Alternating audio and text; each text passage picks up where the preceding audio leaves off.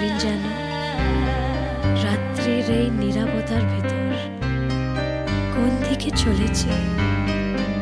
রূপালী পথের ছায়া আমার শরীরে, কোথাও কোনো হরিণ নেই। আর যত দূর যায় কাষ্ঠের মতন বাঁকা চাঁদ, শেষ সোনালি হরিণ শস্য খেতে নিয়েছে যেন, তারপর ধীরে ধীরে ডুবে যাচ্ছে। শত শত মৃগীদার চোখের ঘুমের